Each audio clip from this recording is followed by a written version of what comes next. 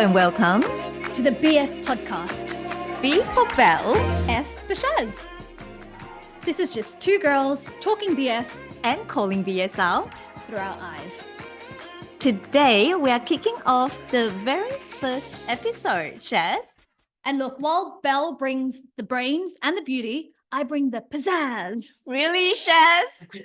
Each episode will start with the biggest story where we tackle a pressing issue of the month. And then we'll take a quick deep dive into history and highlight some amazing individuals who've broken stereotypes in their own time, in their own style. We'll also bring you some stories from around the world that might be bold or silly. Or maybe even both. Could be both. And of course, we're going to wrap up with a segment that we're calling Call Out BS, things that have our culture in a stranglehold.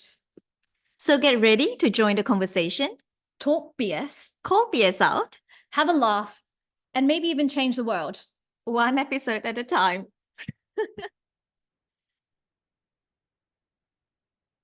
So our first segment is called The Biggest Story. So the biggest story this month in Australia is men's violence against women. We are in the first or second week of May, and at least 28 women have been killed at the hands of men this year. Most of them are linked to violence by intimate partners or ex-partners. The number also includes the 5 women killed in the Bondi stabbing attack, which was targeting women, including one international student from China, Yi Xuancheng. 28 is nearly double the number this time last year. This really sends chills down my spine. Shaz, how do we make sense of this? This is really hard to hear. And myself, and I'm sure like many of you, feel a range of emotions. Probably sadness at the lives that have been unfairly stolen, anger at the monsters who've taken something that they had no right to take, and frustration at the situation. And this overwhelming sense of hopelessness and rage that someone that should be here isn't here, of violence. And so when Belle and I sat down to plan this podcast, this was the first issue that we said, hey, we really want to talk about this. We want to talk about it through our eyes and through our perspective, because over the past 8 to 10 years, violence against women is something that our country has been grappling with. And it's really sad to see that it's only gotten worse from 2023 to 2024. And absolutely, for many new residents in Australia, newly arrived people, or actually there are just a lot of people who find it challenging and didn't know how to engage with this topic, we want to talk about this so that in a way that is, as you say, through our eyes and hopefully accessible to a lot of our audience and people who may listen to this podcast. And I want to start by defining what men's violence against women is. Women and girls are disproportionately affected by gender-based violence around the world. This includes domestic violence or intimate partner violence, femicide, sexual violence, online violence, and more. Men's violence against women is rooted in gender inequality, the abuse of power, and harmful norms. So what has happened recently in Australia is that it seems like every time when I open my news app, it is relentless. And I just see another report of a woman being killed. In fact, it has been on average 1 every 4 days, which is really terrifying. Yeah, absolutely terrifying. And not to say there's a positive side to it, but what's been really heartwarming to see is that over the last couple of weekends, we've seen this incredible show of solidarity as tens of thousands of people have taken to the street in protest against these senseless killings. And in response, the Prime Minister has called it a national crisis and held a national cabinet meeting with all the states and territories in Australia. Following this meeting, the federal, the state, and the territory governments have pledged to tackle the crisis of violence against women by providing over $900 million to establish the Leaving Violence program and to provide financial support for women and children trying to escape violence. And look, there's an ongoing debate about whether this is enough and is this going to really address the core issue. And Belle, I know this is something that you're deeply passionate about, and I know that you've led protests in this area. So can you elaborate and tell us a little bit more about this? So I do want to preface this discussion by saying that neither of us are experts in this area, Absolutely not. but you and I both are engaged citizens, and I should say we are passionate about the rights of women and issues that concern women. And we've both participated in rallies and protests over the years on this topic about women's safety. And yes, I did organize a protest back in 2019. It was in response to one of these stories that have just really stayed with me. And calling it story is really minimizing the impact that it has on the victim, on the family, and on the community. So it seems like there is a protest every other year on the back of women who have unfortunately become part of these heartbreaking statistics. And this one that really I felt really close to me and the community was the death of Aya Masawi. She was an Arab Israeli international student who was stalked, sexually assaulted, and murdered on her way back home from the city in Melbourne back in 2019. And her dad came to Australia and collect her body at the time. And he did an interview on the project that just absolutely breaks my heart. And violence against women is in the national spotlight every year. And this year we are still talking about it. Has anything changed?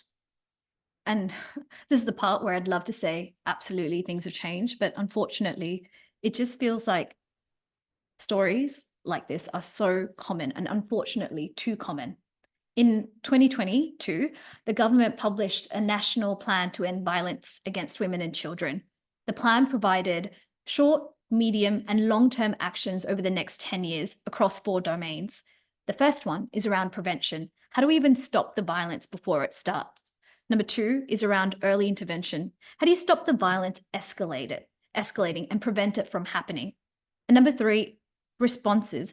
What programs can be used to address the existing violence already in our communities? And number 4 is really that piece around recovery and healing. How do you help break the cycle of violence and support the health and well-being of victim survivors? So far, there's been over $2 billion invested. And look, in our conversation today, we've kind of touched on toxic masculinity. We've talked about respect and we've talked about consent. But to answer your question, like what needs to change, we really need to talk about that adequate funding to address violence against women and children. We need to highlight the disparity between the current funding allocations and the vulnerable people that are seeking help. And we really need programs that are more tailored to the communities in which people live. And look at primary intervention and prevention. There's that cultural change, that piece that's really missing. And it's really about bringing those women and children in those communities on board to help with the development of these responses. And like you said, Belle, I'm no expert in this area, but absolutely, like yourself, very passionate. And I want to learn and I want to hear from survivors. What should we do? Because it really feels that there isn't a solution, and I just don't want to be talking about this for the next 10 years. And just to add to that is that a more inclusive society it helps everyone, not just the women and children, but also the men. It's just about creating a society that feels safe for everyone. Yeah, absolutely. And I completely agree about what you said about talking to the community. And from our perspective, the reason why we call this podcast an element of it is through our eyes, is because, we want to bring the conversations that focus on the perspectives of people in our community and the community that we identify with. And, what is important from my understanding is to discuss this issue on the community level that is culturally aware and inclusive of the different multicultural groups. This means meeting people where they're at, using language that makes sense for people, taking an approach that is culturally aware and respectful, and have programs that are led and co-designed by people in the community. According to the Australian Institute for Health and Welfare, people from diverse cultural backgrounds may experience increased exposure to certain risk factors or heightened barriers to seeking support, such as recent displacements. For international students, that means newly arrived and coming to Australia, having temporary and dependent visa status, language barriers, or the lack of community support and networks. Yeah. And look, cultures themselves, they can differ in their attitudes when it comes to the gender roles, the relationship, and the family dynamics, and the way domestic violence is actually even perceived within those communities. In some cultures, they may expect the women to submit to their husbands or their fathers or stay in a violent relationship just to avoid bringing that shame back into their household. However, it is really important to bust that myth that violence against women and gendered equality isn't in just specific cultures, but it's across the board. There is absolutely no evidence that suggests that any one community, migrant or domestic, is less perceptible to violence against women. And it's just evident. You look at the news, it's everyone, it's across. We think about, inclusive and diverse communities. Unfortunately, violence against women is one of those issues that touches upon every part and every facet of community. Absolutely. And this topic is already heavy and widespread, and I just feel really helpless most of the time. But you and I, Shaz, what we can do is talk about it to our community of migrants and international students. While there are random acts of violence that are difficult to prevent, when it comes to intimate partner violence, I'm very passionate about discussing and recognizing signs of disrespect. As you said up front, disrespect and gender inequality are precursors to gender-based violence. And we want to talk about this because these topics manifest differently in different cultures, and it can look differently in our homes and relationships as well. And you might not even realize it. One of my favorite movies growing up was released 20 years ago in 2004. I was still a baby and I'm still a baby. But there's this really beautiful scene where the hero and the heroine have to run away, and they have to run away before the villain catches them. And she wants him to still remember her. So she slips away for just a minute to buy him a remember me present. But when he turns around, she's not there. And he gets really worried and he's running down the street and he's just going, "Where are you?" And he's really frustrated and he's scared. And then out of nowhere, she comes in. And the first thing that he does is slaps her across the face and goes, I was so worried. Where were you? 20 years ago, 12-year-old me thought that was such a romantic scene, thought, oh my God, he loves her so much. And he was so worried and he just wanted to, make sure she was safe. But the adult me knows better and knows that's not a form that if you love someone, that's not the way to show it. That was really shocking. I'm not going to ask what movie that is because I feel like there were so many movies, TV shows, and books that portrayed and depicted things like that, and they're just actions that condition us to accept bad behaviors as long as it comes with the excuse of I only did that because I loved you.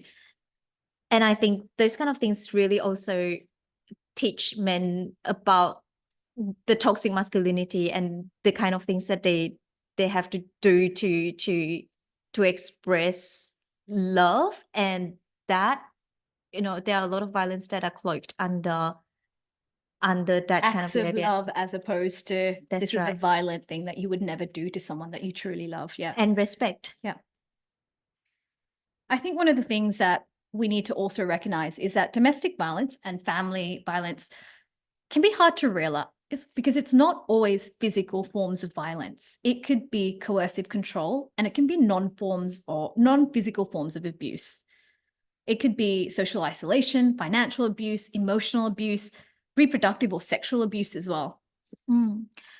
And absolutely. In addition to recognizing it, the other thing that is important is for us to know about, be aware of, and also promote the resources and access that are out there for people who might be experiencing this, or even if you just feel the fear that this could happen to me or could happen to someone that I know and care about.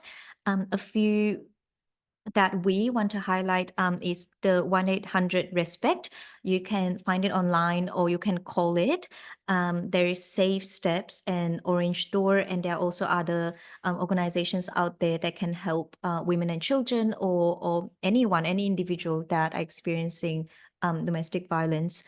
And we will include that in the description. Yeah, absolutely. Because I think the thing that we want to work towards is that one day when you're walking down, at anyone, not just women, not just children, but anyone, to walk down that street and feel like, yes, I deserve to walk down that street without that fear of holding keys, or, I deserve to call my home a safe space and not have to worry about that violence. So that's something that we want to work towards, and that's what we want to see the society work towards. Absolutely. Yeah.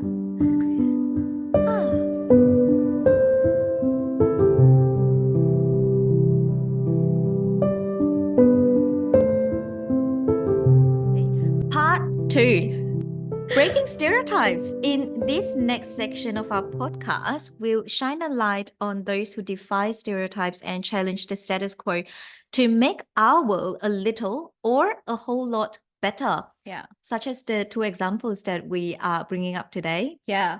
And look, like we said from the start, we're not experts in this area. So as scientists, we did what we do best. We did our research. And so today, talking about domestic violence, we've chosen to highlight 2 domestic violence advocates who we've come across in our research, whose real tireless effort and their advocacy and their stories has made not just an impact in Australia and globally, but to us personally in that raising that awareness and advocating for change. And these stories are not just a reminder of resilience and courage of survivors, but it really speaks to that need for collective action to address this pressing issue, turning that Absolutely. rage into passion and action.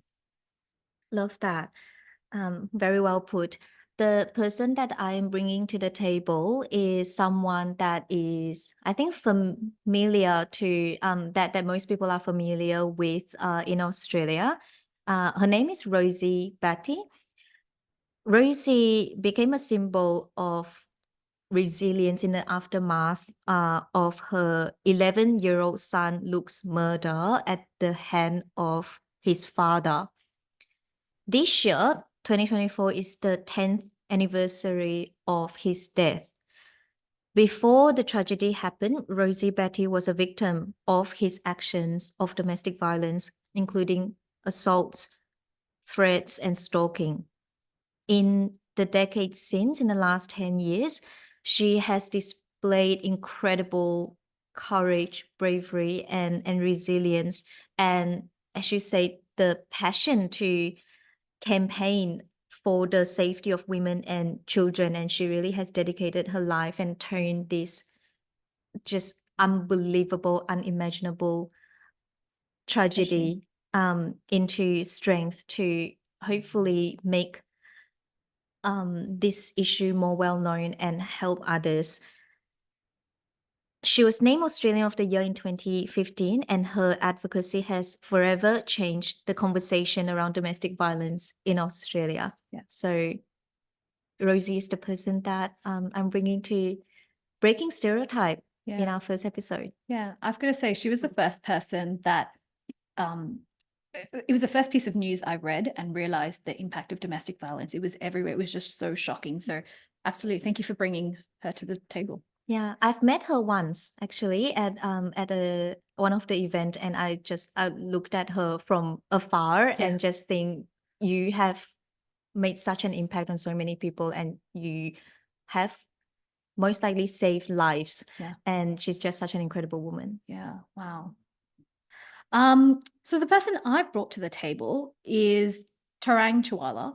And for those of you who are going, oh, that sounds like a man's name. Well, it is a man's name. He is actually the commissioner at the Victorian Multicultural Commission and the co-founder of Not One More Nikki. It's a movement working towards ending men's violence against women. And he set up this in response and in memory of his younger sister, Nikita, who was murdered in 2015. This is one of those things where, again, as someone who is from the Indian or Sri Lankan community, heard the story and it was heartbreaking because you see this image and you're like, oh my God, she kind of looks like me. Her story sounds so familiar. This is a bright young woman. And the advocacy that he has done in carrying that memory forward and turning this tragedy into something that is powerful and create conversations in our culture is actually very impactful. One of the things that I really, in doing research for this piece, found that he makes these accessible videos online on LinkedIn. And one of the things that is just, I'm going to end with a quote, is that men killing women is not just a problem of one geography, one race, or ethnicity. It's a universal problem. It's happening everywhere.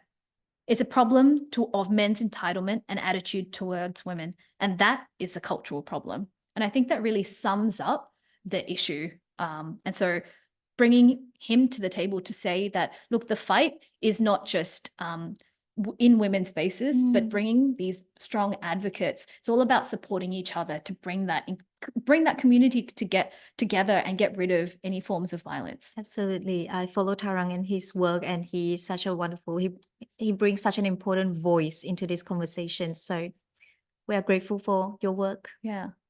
And breaking that stereotype. Yeah.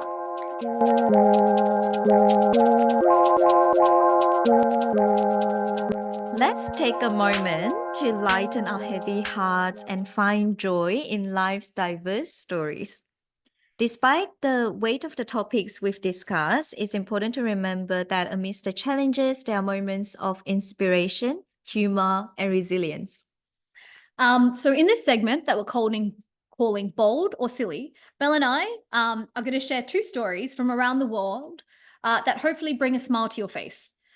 Either of us do not know what story each other is bringing. I was going to say let's flip a coin, but unfortunately we've gone digital and we just don't have coins anymore. Do not have. So do you have a preference or? I'm happy to go first. I love it. All right, hit me. Okay. Not literally. We just talked about violence against women, and I will not commit that. Absolutely. Language matters. Okay, so this story, I was very excited when I came across this because if the audience doesn't know, we are both scientists by training. Whether we still practice in that area, don't ask us, but we're scientists at heart. So a paper published in Nature last week reported a never before observed example of an orangutan. Have you seen that story? I think I might, but explain it to me. Okay. So there was really clear images as well. So I find it really fascinating. So this orangutan, his name is Rakus. And scientists think he's in his mid to late 30s. Okay. So a bit of a midlife crisis. Yeah, midlife crisis. Yeah. Well, he somehow found this wound on his face, and he was treating his own wound with a healing plant. And scientists have never seen that before. This kind of behavior of using botanical as medicine to heal yourself, it was just incredible. So apparently, Raccoon is found in... Okay, I can't find that. You know what? I have seen this story. Rakus is a very, very beautiful orangutan. It is a beautiful orangutan. It might be smarter than some of us here. Dare I say? I wouldn't be surprised because Rakus picked some leaves of a vine that's known as akar kuning. So I think it's probably in Indonesia. And he chewed on them for about half an hour, applied some of the plant's juice directly to the wound, repeating the application of 7 minutes. At the very end, he applied more solid plant material on the wound, like a kind of plaster. And he continued doing that for a few days. And in a couple of days, the wound had healed entirely. Wow, that is incredible. Yeah. That is incredible. Absolutely. Does make me a little bit afraid because I have watched the Planet of the Apes. So does this mean they're taking over? They might be getting more intelligent and have been hiding it from us. Yeah. Oh gosh. That's a great story, Belle. First story. Yeah, first story. Well, my first story is also, well, it's about people, but it is it's in the Amazon. and it's about a group of women who are a patrol group. And so this is really a story of David versus Goliath. Okay, they have so there's this in Ecuador. There is this threat of mining activities. The Ecuadorian government has really disregarded some of the indigenous communities' right to free and prior consultation, and really put up a large tract of the Amazon rainforest up for sale for oil, right? Mhm. And Horrible. so yeah, absolutely. These beautiful, beautiful and important pieces of land and cultural significance gone for oiling purposes. So what did a bunch of women do? They kind of went, not on my watch. And they created this patrol group. And they really, it's called Yaturi Wami. And Yatumi references a type of ant in the Amazon known for its strong and defensive nature. And Wami means women. So it's really ant women.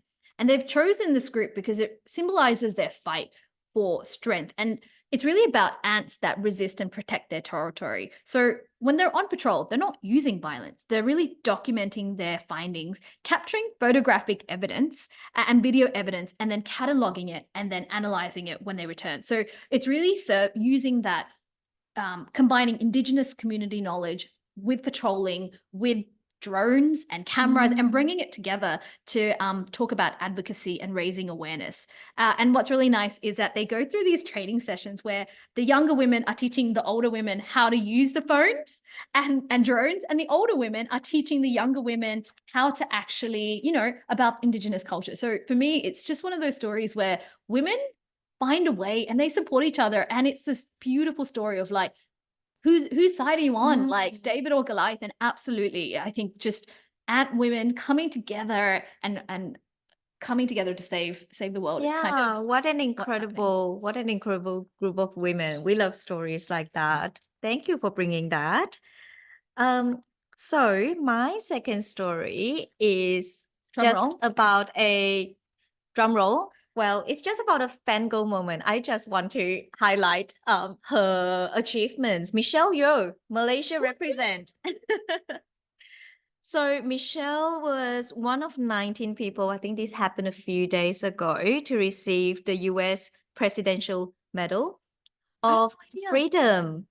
Yeah, it's just absolutely incredible. I just wanted to bring that to the table because I'm a fan of Michelle. I think she is such a trailblazer, and she has reached this level of success and fame in Hollywood as an Asian woman back in the 90s, and she still is active today to support other Asian actors, actresses, and people in the film industry, and just really big on representation and how she is supporting the new generation.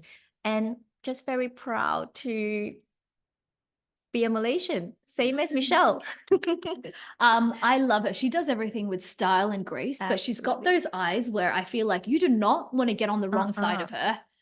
Right? She will call your BS out. Absolutely. Absolutely. We love women that call out BS. For my final story, I kind of dug deep and went, hey, this is our first podcast. I hopefully think this is a bit of a history-making moment for both of us. But what else has happened in the world on May 11th?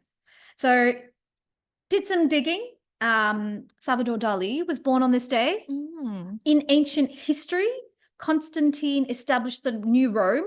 That also happened. However, the one that I would like to bring to the table actually happened in 1997. And May 11 is the first time that IBM's chess playing computer, Deep Blue, actually defeated Garry Kasparov. Oh, I haven't said that right, but someone in the comments tell me how I'm meant to say it. Who was the reigning world champion in a six-game match of chess. It was the first time that a current world champion had actually lost a match to a computer under tournament conditions. And as someone who kind of loves conspiracy theories, I think this is where computers started taking over. And that happened when? 1997. Wow. Okay. And they have just, yeah. Okay. That's the start. That is the start of when computer becomes smarter than human. And here we are today with ChatGPT and Yeah. AI. Okay, let's not get into. So I was going to say we've got Planet of the Apes taking over and we've got Terminator taking over. Absolutely. I'm not sure if bold, I'm not sure if that's bold or silly or maybe a bit of both. A bit of both.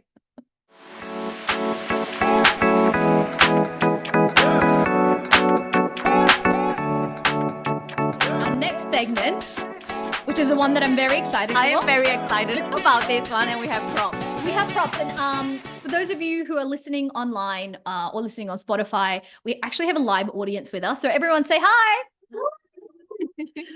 Not sure if you heard that, but if you look under the sofa, we've got some paddles, and if you could just distribute it.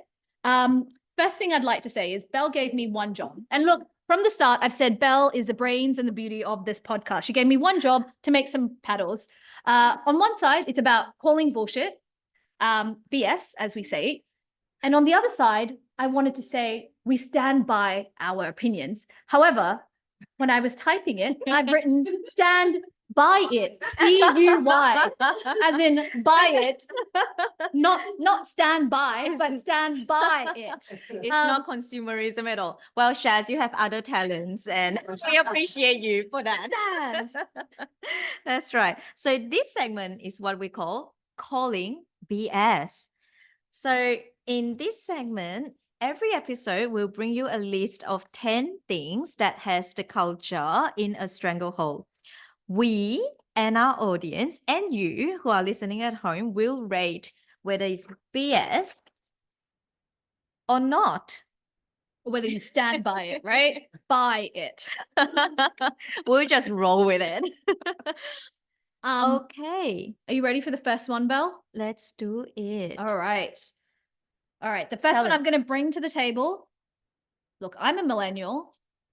Same here. Yeah. Just a younger millennial. Low-rise jeans. Are we standing by it or are we calling BS? Oh, BS. Oh, we've got a couple of Gen Zs in the audience. It's very clear, the divide. The The divide divide. is All clear. right. I'm afraid I am a strong BS. You're strong BS.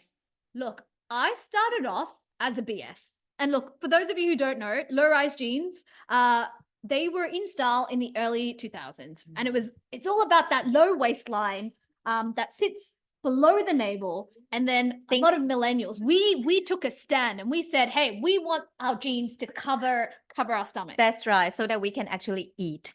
Yes. And this is in response to Paris Hilton Yes. and Lindsay the whole Logan, thing. all of that. That's right. However, I did recently go to the shops and I tried on a pair. And look, I think I might have to switch Okay. because We I have think converted.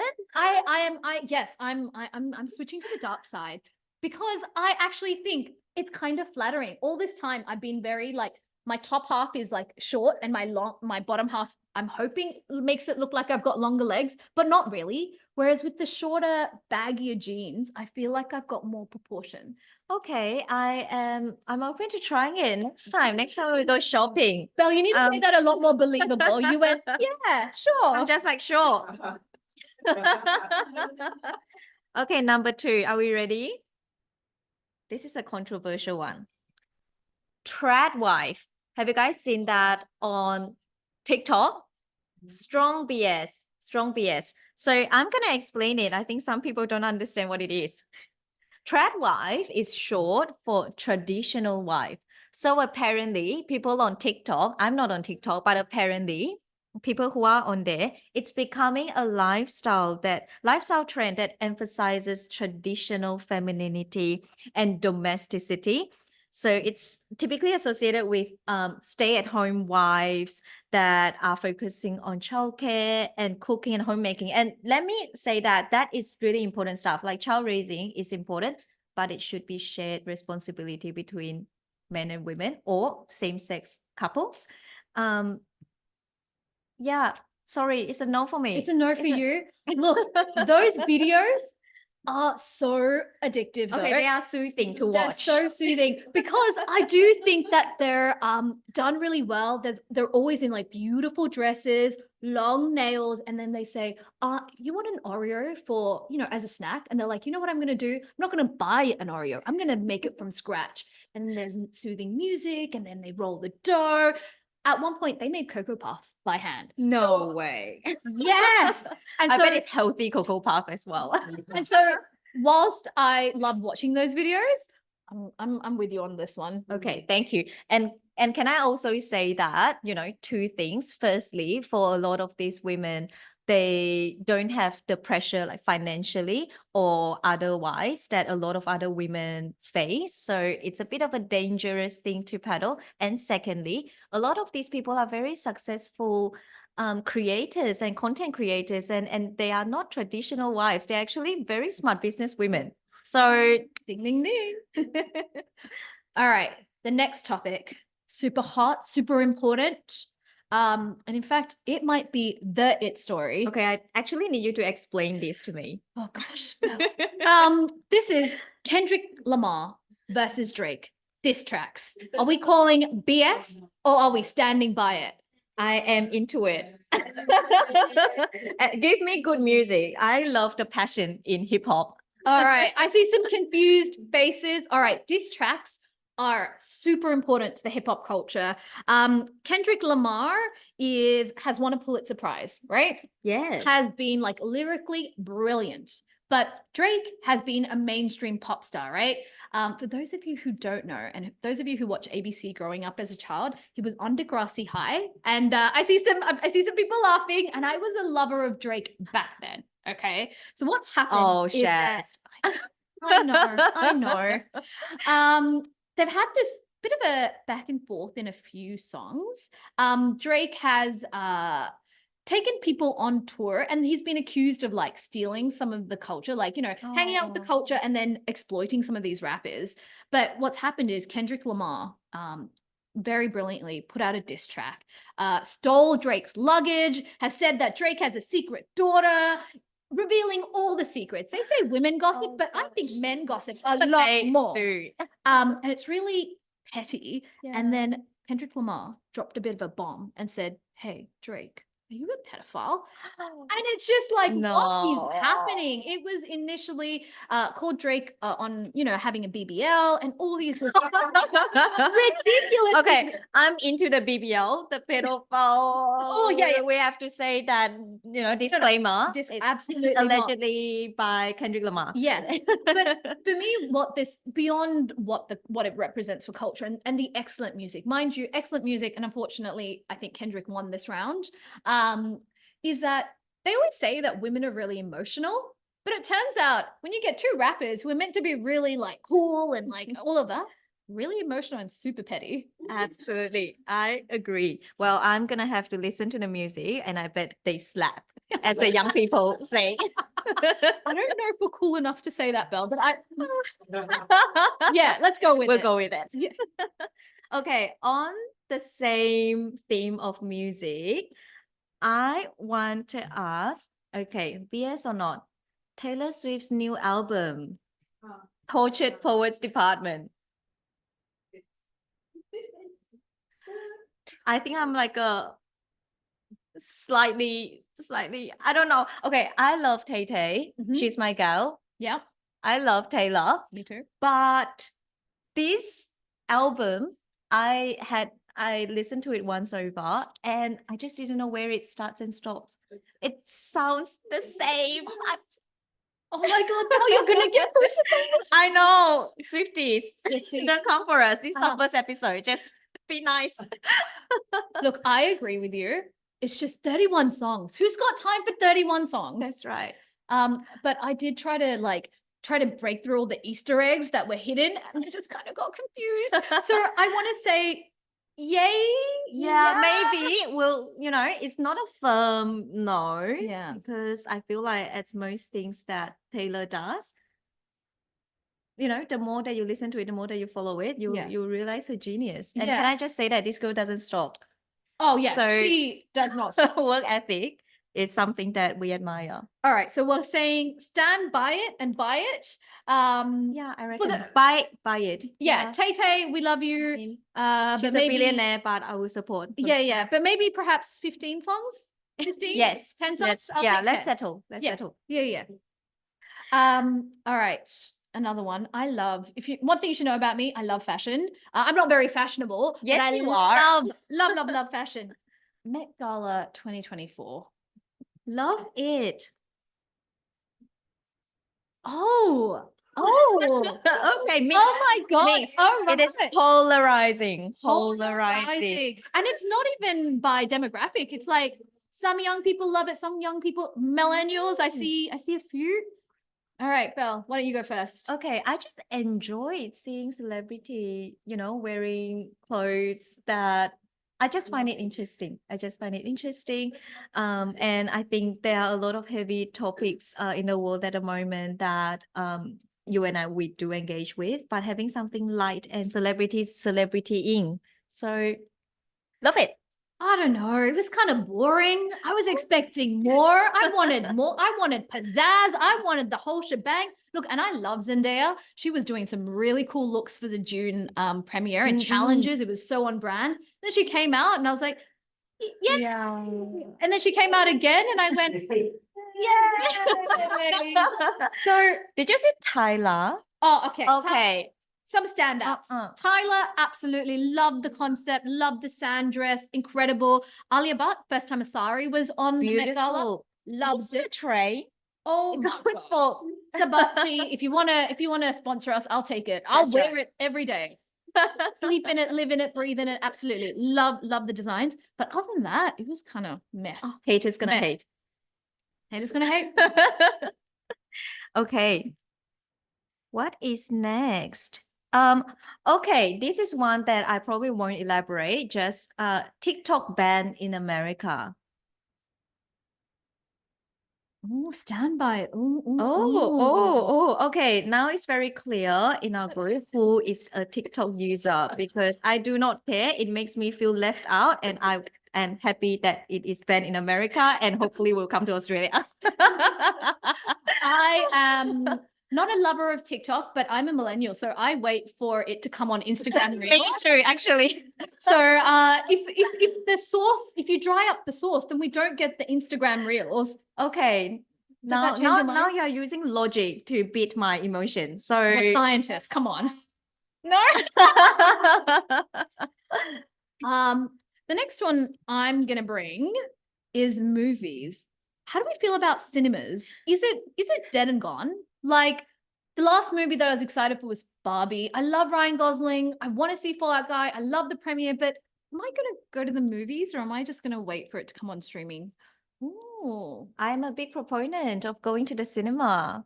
So I feel like, as you say, streaming has become so big that we just consume it at home now in our own time. But there is something about going to the cinema and watching it with other people. It's a shared experience. And after, being locked at home during COVID, I really appreciate the big screen. And there were so many good movies out last year. So hopefully Hollywood, come on, get us more good movies to get Shaz on board. I just like wearing track pads and sitting at home and eating without having to remember like manners and just like shoving chocolate in my face. Bold of you to think that I was not wearing track pants and shoving food in my face in the cinema.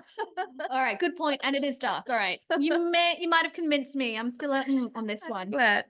Talking about cinema, I think the next thing that we should talk about is social media. Is it dead and gone or is it still alive?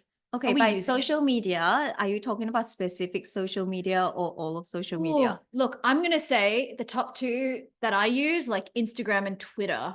And is it even Twitter anymore? X.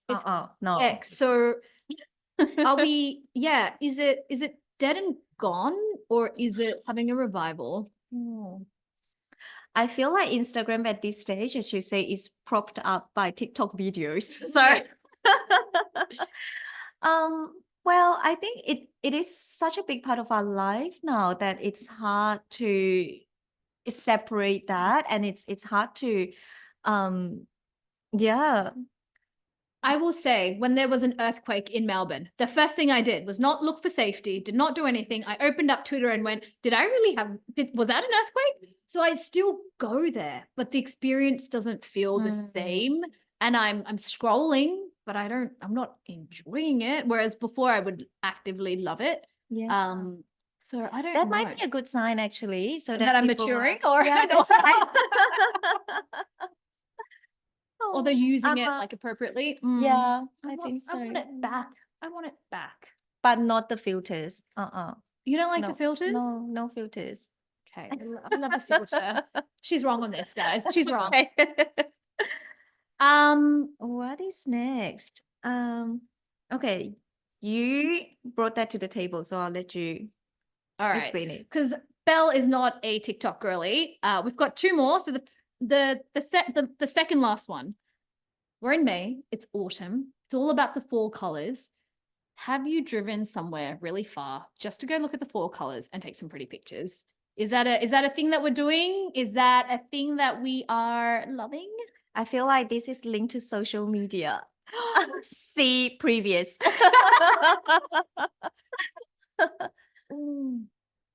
How I do don't we feel know. about autumn? Well, I think that at least in Melbourne, it gets too cold too quickly. So autumn is too cold, so it's a no for me. But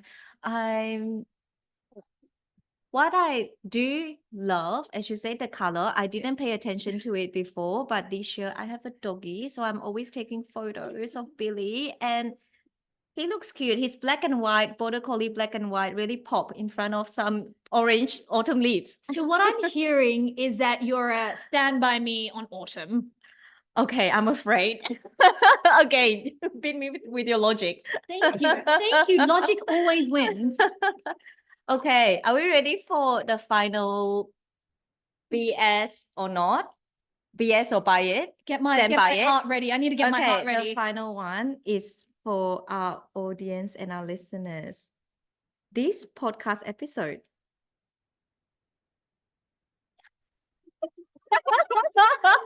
Yay! Just for all the listeners, we've gotten all stand by it all green. So lovely. Yeah. Well, and with that, thank you so much for listening and coming in today. We've come to the end of today's episode of Calling BS Through Our Eyes. We've covered some heavy topics, challenged stereotypes, and found moments of joy in the midst of all. Yeah, absolutely.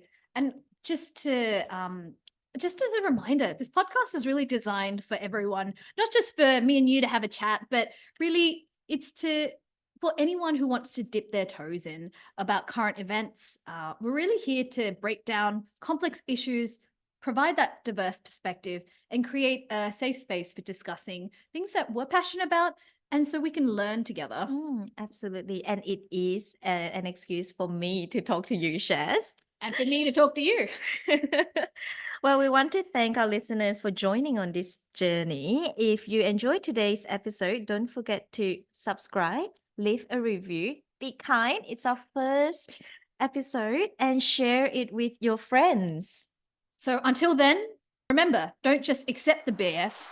Call it out. And we're out.